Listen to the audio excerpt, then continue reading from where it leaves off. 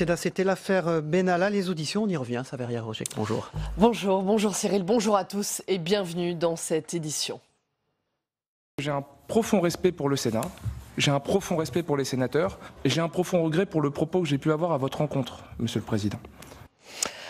Voilà, vous l'avez compris, édition spéciale consacrée à l'audition, à l'affaire Alexandre Benalla, décryptage, analyse, les erreurs, les approximations. On en parle avec mes invités, mais tout d'abord, 2 heures d'audition visiblement très bien préparées, sur un ton calme, posé. Alexandre Benalla a répondu aux questions de la commission d'enquête. Cécile Sixou.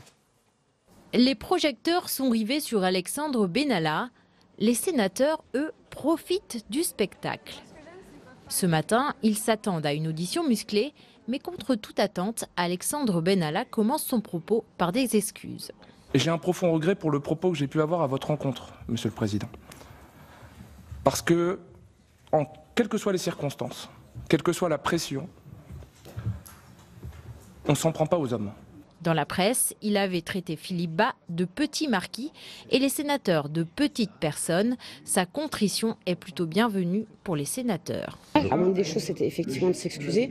Le mieux eût été qu'il ne les prononce pas. Je crois qu'il a voulu rendre la commission en bonne disposition en présentant ses excuses au président. Je pense que c'était de sa part assez logique. J'ai trouvé assez normal qu'il le fasse publiquement. Plus de 2 heures d'audition où Alexandre Benalla, visiblement très préparé, répond à toutes les questions en rentrant parfois trop dans le détail au goût de certains sénateurs, visiblement pas convaincus. On a eu une longue audition dont les réponses étaient parfaitement en cohérence avec les réponses du secrétaire général de la présidence, du directeur de cabinet ou du chef de cabinet du président de la République. Le problème, c'est que ce n'est pas cohérent avec la réalité.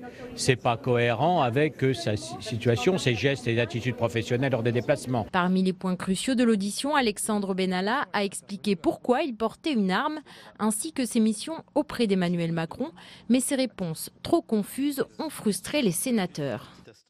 Le caractère public, privé, personnel, professionnel n'est pas clair. Et à la fin, on ne sait pas s'il l'avait, s'il ne l'avait pas, pourquoi il l'avait, si c'était pour se protéger lui, si c'était dans le cadre de ses missions. Si d'autres savaient, tout ça reste assez confus quand même. On ne saura pas s'il a organisé, s'il était en train de s'occuper de la sécurité du président, parallèlement au GSPR, qui le faisait comme il est d'usage à l'Élysée. Donc on ne sait rien de plus, puis sa petite vie, c'est pas très intéressant. Une audition où au final, le principal intéressé a beaucoup parlé, mais c'est peu livré. L'enquête des sénateurs, elle, n'est pas terminée. Le bras de fer entre le gouvernement et les sénateurs au moment même des auditions de la commission d'enquête. Benjamin Griveaux, le porte-parole du gouvernement, il s'en est pris au président de cette commission d'enquête, le sénateur Philippe Bas. À l'issue du Conseil des ministres, c'est un sujet de Jordan Klein. Les auditions sénatoriales n'étaient même pas achevées qu'une flèche est partie de l'Élysée. Une flèche décochée 7 fois par Benjamin Griveaux à l'issue du Conseil des ministres. Cœur de cible, Philippe Bas et le travail de la commission sénatoriale. Une commission qui manquerait de probité, selon le porte-parole du gouvernement. Moi, je considère que lorsqu'on est président d'une commission d'enquête, sans doute est-il heureux de s'exprimer assez peu dans la presse tant que la commission n'a pas poursuivi ses travaux jusqu'à son terme. C'est la plus élémentaire des déontologies. Après une matinée d'audition, la réaction de Philippe Bas est quasiment immédiate. J'ignorais que M. Benjamin Griveaux fut professeur de déontologie et par conséquent, laissons-lui la responsabilité de ses propos. Nous essayons de travailler en dehors de toute cette agitation politicienne. Dès le début des auditions, Philippe Bas avait tenu à délimiter strictement le cadre de travail de la commission sénatoriale, avec un impératif, ne marcher en aucun cas sur les plates-bandes de l'enquête judiciaire en cours. Il n'y aura donc pas de question sur des décisions qui relèveraient de la justice. Par exemple, sur les faits qui donnent actuellement lieu à une enquête judiciaire dont fait l'objet M. Benalla. Mission réussie donc pour cette audition. À aucun moment, les faits soulevés par l'enquête judiciaire n'ont été abordés, ni par les rapporteurs, ni par les sénateurs, membres de la commission. Voilà, troisième partie de notre émission avec l'actualité Sénat, avec nos 2 invités, le premier d'entre eux dans un instant. À tout de suite. Voilà, c'est l'œil 2 aujourd'hui, c'est Benjamin Morel, docteur en sciences politiques, qui est notre invité. Bonjour Benjamin Morel. Les déclarations de Benjamin Griveaux, du porte-parole du gouvernement, on l'a vu, remettre de l'huile sur le feu. Est-ce que cette commission d'enquête, elle porte atteinte à l'équilibre des pouvoirs, à la séparation des pouvoirs? Non, clairement non. Si vous voulez, il y a deux questions. Est-ce que la commission d'enquête porte atteinte à la séparation entre pouvoir judiciaire et pouvoir législatif? Là, la question ne se pose pas. Elle pourrait se poser si jamais les sénateurs avaient posé des questions sur l'événement du 1er mai, sur ce qui fait l'objet d'une instruction. Or, ça n'a pas été le cas. Et on a vu que là-dessus, il y avait eu une tenue du Sénat pour éviter tout ce qui pourrait déborder. Donc là, les risques ont été écartés. La vraie question, celle que soulève en fait Benjamin Griveaux et qui embête le gouvernement, c'est celle de la séparation entre le législatif et l'exécutif, avec cette idée que dès lors que le Parlement contrôle le gouvernement, eh bien, il ne peut pas mettre son nez dans les affaires de l'Élysée. Or, ce n'est pas ce que nous disent les textes. D'abord, vous avez vu que récemment, on a eu une perquisition à l'Élysée. Si on a une perquisition à l'Élysée dans l'affaire Kohler, ça veut dire que le judiciaire peut mettre son nez dans les affaires de l'exécutif et de la présidence. Or, si le judiciaire le peut, pourquoi le législatif ne le pourrait pas? Ensuite, si vous regardez les textes, notamment ceux qui concernent la haute cour, c'est-à-dire cette cour qui peut permettre de destituer le président de la République, eh bien, pour mener ces investigations, il est précisé dans la loi organique que le Parlement est doté d'un pouvoir, enfin que la formation restreinte du Parlement est dotée d'un pouvoir de commission d'enquête. Si il est doté d'une commission d'enquête pour aller voir ce qui se passe à l'Élysée, c'est bien qu'une commission d'enquête le peut. Alors, précisément, pour revenir sur les propos de Benjamin Griveaux, le porte-parole du gouvernement, qui juge qu'on aurait dû ou on aurait pu donner une des vice-présidentes de cette commission d'enquête à La République En Marche. Pourquoi ça n'a pas été le cas? Alors, ça n'a pas été le cas pour deux raisons principales. Première raison, c'est qu'on a une commission d'enquête un peu étrange pour le coup, parce que c'est en fait la commission des lois qui a été transformée en commission d'enquête. Voilà, c'est la traduction exacte de la commission des lois. Exactement, c'est la traduction exacte avec sa composition. Donc à partir de là, vous ne pouvez pas modifier l'ordre de cette commission d'enquête. Par ailleurs, si vous voulez, dans toutes les grandes démocraties occidentales, on est passé d'un système où le législatif surveillait l'exécutif à un système où l'opposition surveille la majorité. Et ça, c'est lié au fait majoritaire. Si la majorité est censée surveiller l'exécutif, eh bien, le système des pouvoirs, des contre-pouvoirs ne fonctionne plus. Donc, à partir de là, dans toutes les démocraties occidentales, on accorde à l'opposition le droit de mettre son nez dans les affaires de la majorité, non pas pour la renverser, mais pour mener des investigations. Dès lors que vous donnez la commission d'enquête, les clés de la commission d'enquête à la majorité, ça n'a plus de sens. Benjamin Morel, certains évoquent depuis quelques jours maintenant, depuis la semaine dernière, une possible procédure de destitution. Alors tout d'abord, est-ce possible? Est-ce que c'est prévu dans les textes? Et est-ce qu'à votre sens, on se dirige vers cela? Alors il faut bien voir ce qui est prévu dans les textes. Dans les textes, il est prévu une possibilité, ce qu'on appelle une responsabilité pénale du président.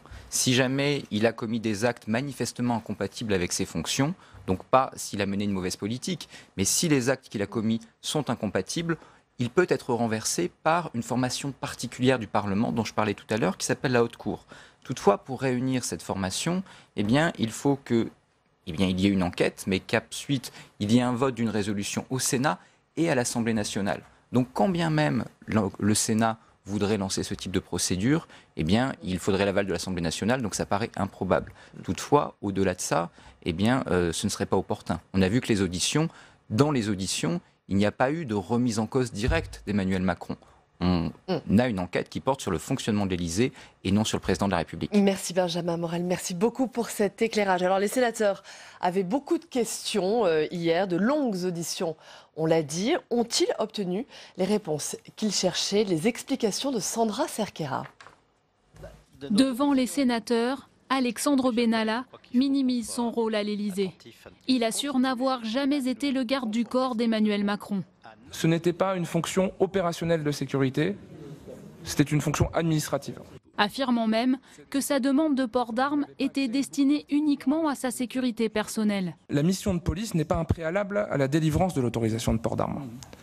Il est prévu par les textes, le Code de la sécurité intérieure en espèces, que peut se voir délivrer tout fonctionnaire exposé à des risques dans le cadre de ses fonctions, une autorisation de port d'armes par le préfet territorialement compétent. Pourtant, lors de son audition, l'ancien chef de cabinet du préfet de police de Paris affirme le contraire. Le port d'armes a été octroyé à Alexandre Benalla, non pas pour sa propre sécurité, mais au vu de ses missions, qui pouvaient être assimilées à des missions de police.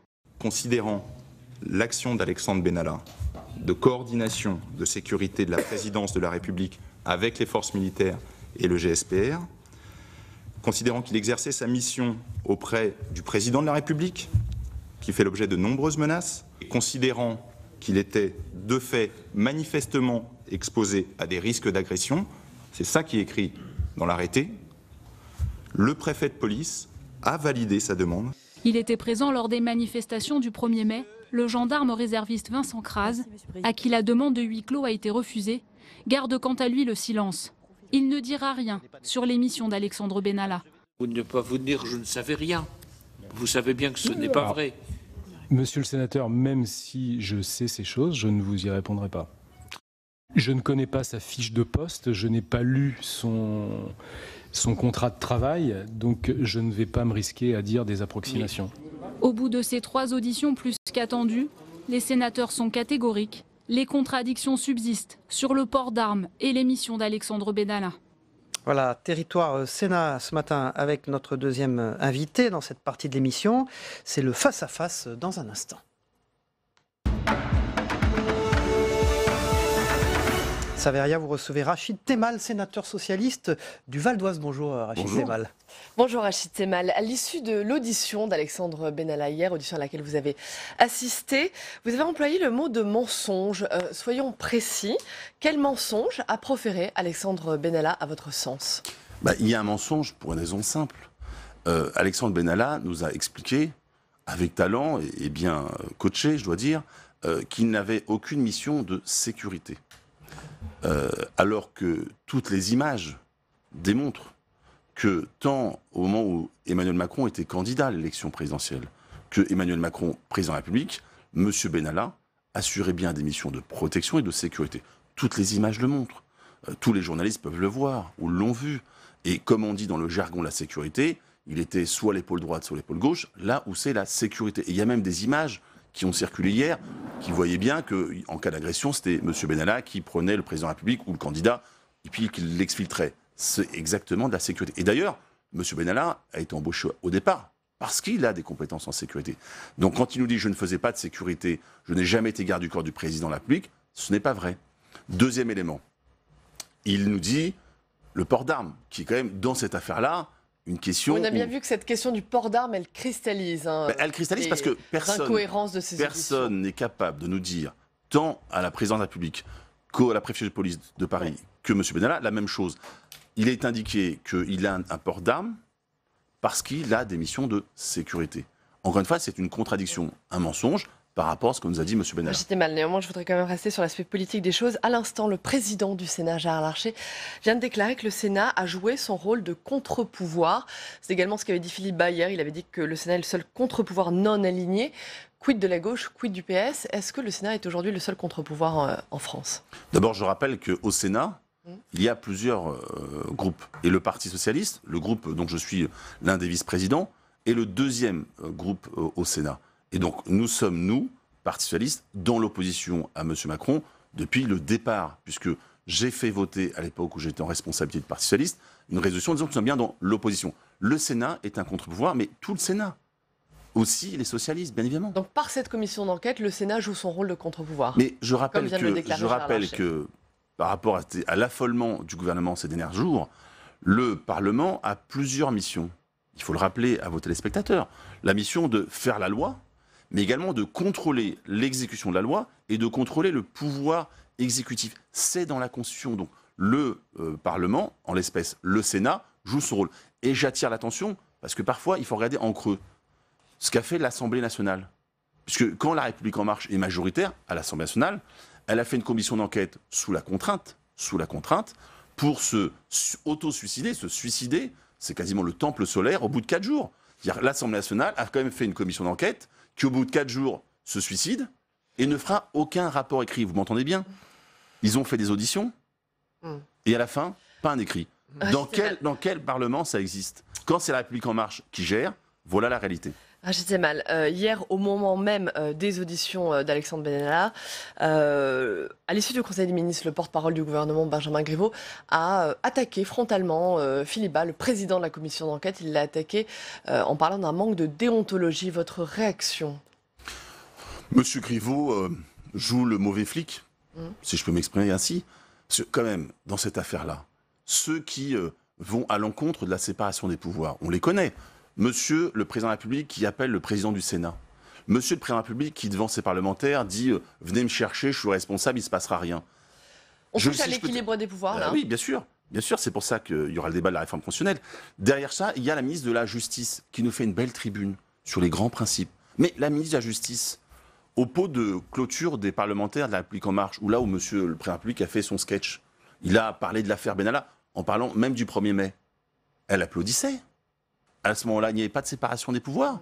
Bon, et je pourrais continuer avec monsieur Castaner, qui nous dit qu'on veut renverser le président. Je rappelle à monsieur Castaner qu'il connaît la Constitution comme moi, et que ce n'est pas possible. Parce que les faits ne concernent pas le président de la République cette fois-ci, et même s'il devait un président de la République, il faut l'Assemblée et le Sénat ensemble.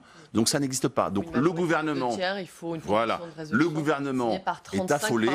Mais la question qui est posée, si je peux me permettre une dernière phrase, la question qui est posée, c'est pourquoi le gouvernement et le président de la République se sont transformés en garde du corps de l'ancien garde du corps du président de la République. Ça, c'est la vraie question. Avant de poursuivre, je voudrais qu'on écoute l'avocat d'Alexandre Benalla hier, qui justement justifie l'attitude et le rôle de son client.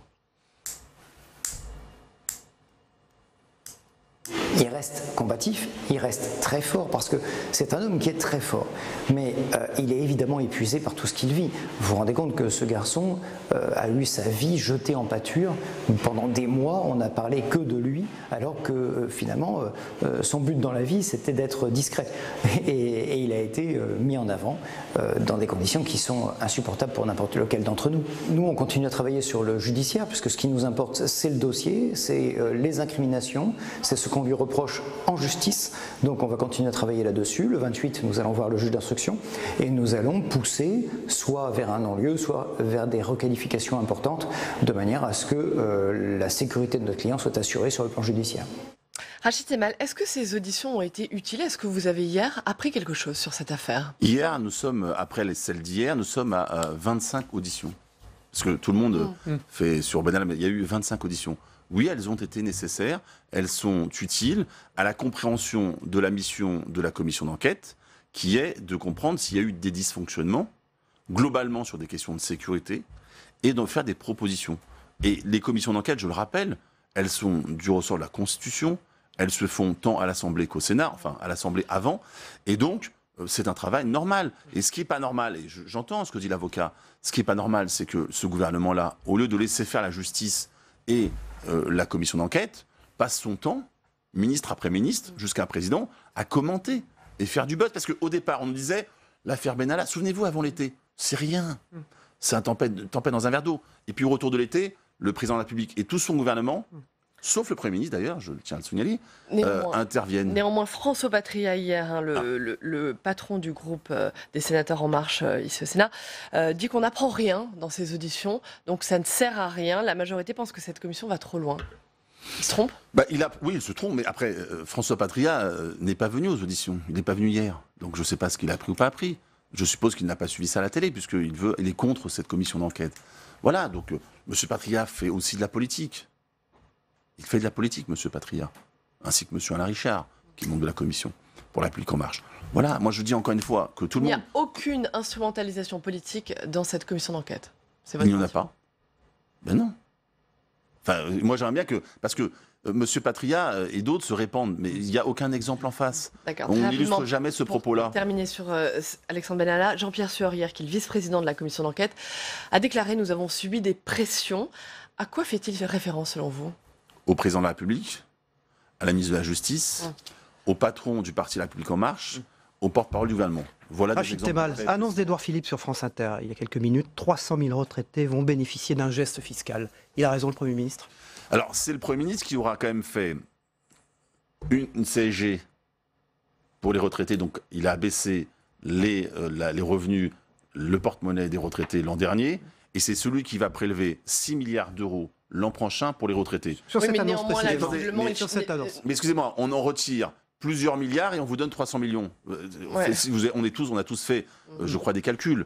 Donc à la fin, les retraités ont un pouvoir d'achat en baisse. Par contre, on donne 10 milliards par an aux plus riches. Voilà, c'est ça ce gouvernement. Annonce à l'instant du Premier ministre, 150 000 contrats aidés en 2019. Sur combien précédemment? C'est une bonne chose. Oui, mais encore une fois, pareil. Il y a près de 300 000 contrats aidés, on vous les supprime et on vous en remet 150. Donc il en manque 150 000. Et moi, je vois au quotidien les associations qui meurent de ne plus avoir de contrats aidés. Et quand vous y ajoutez la ministre des Sports, qui massacre avec son budget tout le tissu sportif. Donc moi, je veux bien. Il faut à chaque fois, ils font des mesures, mais qui vont... c'est comme pour le plan pauvreté. Quand vous allez retirer plusieurs milliards aux plus pauvres en prenant de l'APL jusqu'à la désindexation, notamment des allocations familiales et d'autres critères, et puis vous en donnez un petit bout de quelque chose, vous dites, vous avez vu, je vous ai rendu un petit bout. Non, mais vous avez pris un gros bout. Donc pour les retraités, c'est un manque, et ça sera moins d'argent dans le porte-monnaie pour les retraités. Et la vérité, vous les entendez, sauf à ne pas vivre dans le monde en France. Tous les retraités hurlent. Les associations hurlent. Les fonctionnaires hurlent. Voilà, ce gouvernement-là, c'est la solidarité inversée. On prend l'argent des plus pauvres pour les plus riches. Pour terminer, Rachid Temal, un mot sur les européennes, les élections européennes au printemps prochain. François Hollande aurait refusé d'être tête de liste aux européennes. Est-ce que c'est vrai? Alors moi, je ne m'occupe pas de ce qui aurait été vrai ou ce qui était faux. Ce qui est clair, c'est que le Parti socialiste, c'est mon parti. Je l'ai dirigé. Donc. Dont vous avez été premier secrétaire par intérim, il faut le rappeler, avant l'élection d'Olivier Faure. J'ai un rapport particulier au Parti socialiste. Bien évidemment, je suis un militant, ça fait déjà plus de 25 ans. Moi, ce qui m'intéresse, c'est ce que nous allons dire. Le Parti socialiste a adopté un certain nombre de propositions, il y en a 17.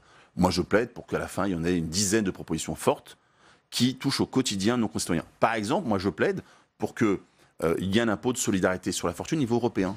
Je plaide pour que chaque Européen puisse avoir une dotation pendant 6 mois pour aller en Europe. Parce que ce qui aujourd'hui fait, c'est que l'Europe ne produit plus d'Européens depuis des années. Donc il faut retrouver cet élan-là. Et donc nous aurons un programme, une liste avec un tête de liste. Est-ce que vous auriez aimé que François Hollande soit tête de liste aux élections européennes? Mais moi je ne fais pas la politique fiction. Est-ce que François Hollande a un rapport à l'opinion? Est-ce que François Hollande a refusé d'être tête de liste aux européennes? Mais j'ai lu comme vous dans la presse. Je ne peux pas vous en dire plus. Vous n'en savez pas plus? J'ai vu comme vous dans la presse. Très bien. Merci beaucoup. Merci Rachid Temal. Merci à vous. Merci Rachid Temal. Vous êtes ancien premier secrétaire par intérim du Parti socialiste. Voilà, entre autres, et vous êtes sénateur évidemment socialiste du Val d'Oise. On passe un beau département. Un beau département. On passe tout de suite à l'agenda dans un instant.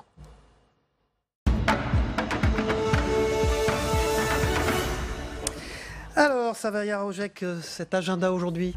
On commence cet agenda avec une réunion importante aujourd'hui à 17h. Gérard Larcher reçoit Christophe Castaner, le secrétaire d'État aux relations avec le Parlement. Ils vont évoquer le rythme des réformes, le calendrier parlementaire dans un climat bien sûr extrêmement tendu, au lendemain des auditions dans l'affaire Benalla. Mardi 16h45, c'est l'ouverture de la session extraordinaire avec la première séance de questions d'actualité au gouvernement. Vous pourrez les suivre en direct sur notre antenne. Et puis mardi, toujours mardi, 17h45, c'est la nouvelle lecture de la loi agriculture et alimentation, le premier texte examiné en séance. Voilà pour l'agenda, Savaria. On va passer maintenant tout de suite à la revue de presse dans un instant.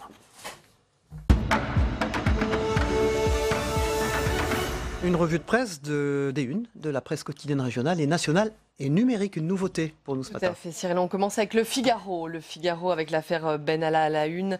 Et l'ancien chargé de mission de l'Élysée qui joue l'apaisement sans dissiper tous les doutes. Je vous signale également dans Le Figaro du jour un article sur la fiscalité et la rentrée tendue entre les collectivités locales et l'exécutif.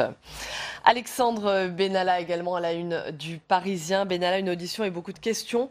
Comment l'ancien chargé de mission a désarmé les sénateurs? C'est à lire dans Le Parisien. À lire également dans votre journal, cette audition hier au Sénat justement du patron de RTE, François Brotte, qui annonce bien des fragilités d'alimentation électrique dans plusieurs gares majeures comme notamment la gare Montparnasse, la gare de Lyon, de Rennes ou encore l'aéroport d'Orly. C'est le parisien.fr, il faut le rappeler, c'est numérique. Absolument, un tueur à la une du courrier Picard, ce n'est pas Alexandre Benalla, mais le frelon asiatique.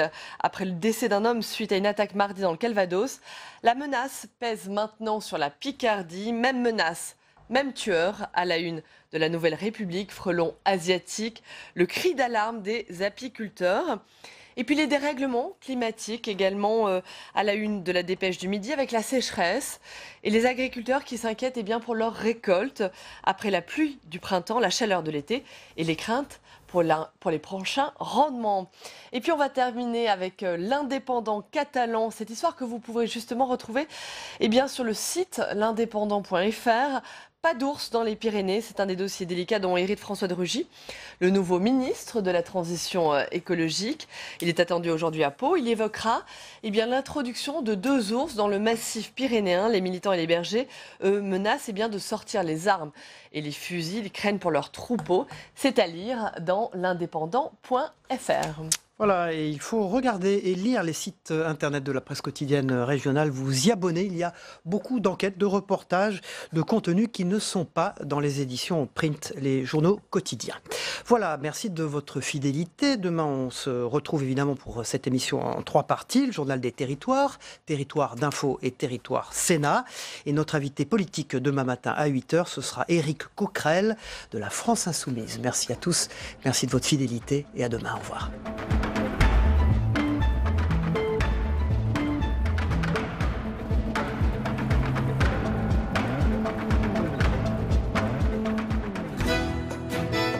La météo vous est présentée par l'Assemblée des départements de France.